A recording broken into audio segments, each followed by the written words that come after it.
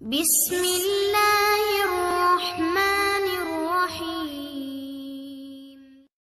السلام علیکم ناظرین، کیسے ہیں آپ سب؟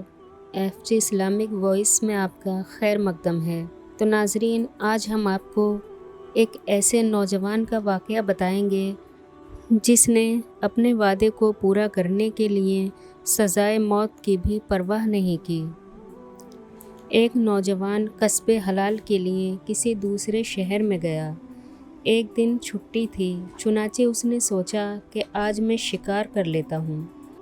لہٰذا وہ پرندوں کا شکار کرنے کے لیے نکلا۔ اللہ کی شان کہ جب اس نے ایک پرندے کی طرف تیر پھینکا تو نشانہ خطا ہوا اور وہ تیر ایک کھیلتے ہوئے عیسائی بچے کو جا لگا۔ جیسے ہی بچے کو تیر لگا، اس بچے کی وہیں موت ہو گئی۔ وہ نوجوان بچے کو اٹھانے کے لیے بھاگا، لیکن اتنے میں ہی بچے کے والدین بھی آ گئے۔ اس نوجوان نے بتایا کہ میں نے ارادتاً تو ایسا نہیں کیا، میں نے تو اپنی طرف سے پرندے کو تیر مارا تھا، لیکن نشانہ چوک گیا۔ آگے یہ بچہ کھیل رہا تھا اور تیر اسے لگ گیا۔ اس بچے کے رشتہ داروں نے اس کے والدین سے کہا کہ ہمیں تو نہیں پتہ کہ اس نے ارادتاً تیر مارا ہے یا غلطی سے لگا ہے۔ چنانچہ انہوں نے بچے کے والدین کو مشورہ دیا کہ اس پر مقدمہ کر دیا جائے۔ قاضی مسلمان ہے، لہٰذا ہمیں توقع ہے کہ جو حقیقت ہے وہ کھل جائے گی، ہمیں انصاف ملے گا۔ چنانچہ اس نوجوان پر مقدمہ کر دیا گیا۔ جب نوجوان کو قاضی کے سامنے پیش کیا تو قاضی نے پوچھا، کیا یہ سب ہوا ہے؟ اس نوجوان نے کہا، جی ہاں ہوا ہے۔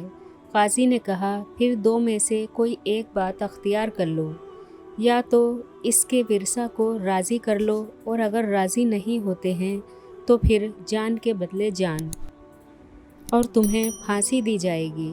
چنانچہ اس نوجوان نے اس بچے کے والدین کو راضی کرنے کی کوشش کی، مگر وہ کسی صورت پر راضی ہو ہی نہیں رہے تھے۔ لہٰذا قاضی نے فیصلہ کر دیا کہ اس نوجوان کو جیل میں بھیج دیا جائے، اور اگلے جمعے کو جب نماز جمعہ پڑھ کر سزائیں دی جائیں گی تو اس کی سزا کا فیصلہ بھی سنا دیا جائے گا۔ چنانچہ اس نوجوان کو جیل بھیج دیا گیا۔ جیل کا جو افسر تھا وہ عیسائی تھا۔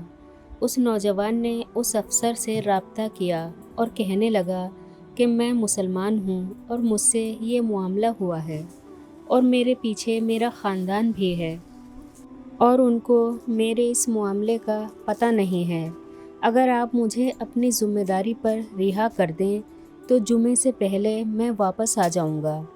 عیسائیوں کے دلوں میں اس زمانے میں مسلمانوں کے ایفائے عہد کی اتنی دھاک بیٹھی ہوئی تھی کہ وہ عیسائی کہنے لگا، ٹھیک ہے تم چلے جاؤ اور جمعے سے پہلے واپس آ جانا۔ اس نے قتل کے مجرم کو جیل سے گھر بھیج دیا۔ جمعے کے دن نماز جمعہ کے بعد جب قاضی نے پوچھا، فلاں بندہ کہاں ہے؟ تو جیل کے افسر نے کہا کہ میں نے اسے اپنی ذمہ داری پر بھیجا تھا، مگر ابھی تک وہ واپس نہیں آیا۔ قاضی نے کہا، ٹھیک ہے، باقی مقدمات نمٹنے تک ہم انتظار کریں گے، اور اگر اس وقت تک بھی وہ واپس نہ آیا تو اس نوجوان کے بدلے میں ہم آپ کو پھانسی دیں گے، کیونکہ آپ نے اس کو چھوڑا تھا۔ اب عیسائی اور زیادہ پریشان ہوئے کہ بچہ بھی ہمارا مرا اور اب افسر بھی ہمارا پھانسی چڑھایا جائے گا۔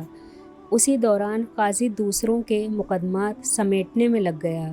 جب آخری بندہ نمٹ گیا تو قاضی نے جیل کے افسر کو بلایا اور کہا کہ اب ہم یہ حد آپ پر قائم کریں گے۔ یہ بات سننے کے باوجود جیل کے افسر کے چہرے پر پریشانی کے آثار بالکل نہیں تھے۔ چنانچہ وہ آرام سے قاضی کے قریب آ گیا۔ لوگ حیران تھے کہ آج یہ کیا ہو رہا ہے۔ اتنے میں کسی نے کہا، جی آپ تھوڑی دیر کے لیے انتظار کر لیں کہ دور سے کوئی آدمی آتا نظر آ رہا ہے۔ قاضی نے کہا، ٹھیک ہے، چند منٹ انتظار کر لیتے ہیں۔ چنانچہ چند منٹ کے اندر ہی وہ نوجوان دوڑتا ہوا آیا۔ وہ پسینے میں شرابور تھا۔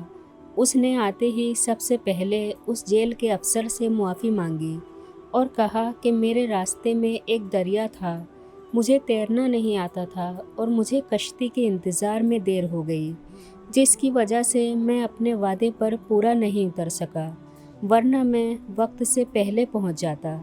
بہرحال اب میں پہنچ چکا ہوں، مجھے قاضی صاحب کے سامنے پیش کر دیں۔ جب عیسائیوں نے اس نوجوان کے ایفائے عہد کی یہ بات سنی تو بچے کے ورثہ نے قاضی سے کہا کہ قاضی صاحب، اس نوجوان نے اگر عہد پورا کرنے کی یہ مثال پیش کر دی ہے تو ہم آپ کی موجودگی میں 2 باتیں کرتے ہیں۔ ایک تو بچے کے قتل کا مقدمہ واپس لیتے ہیں، دوسرا اپنے مسلمان ہونے کا اعلان کرتے ہیں۔ کس قدر خوبصورت یہ واقعہ ہے کہ ایک وہ وقت تھا کہ کافر ہمارے عملوں کو دیکھ کر مسلمان ہو جاتے تھے، وہ سمجھتے تھے کہ حقیقی معنوں میں مسلمان ہیں، اور آج مسلمانوں کا یہ حال ہو چکا ہے کہ دوسروں کو دھوکہ دے کر اندر ہی اندر خوش ہوتے ہیں، وعدہ خلافی کرنے سے ذرا بھی گریز نہیں کرتے۔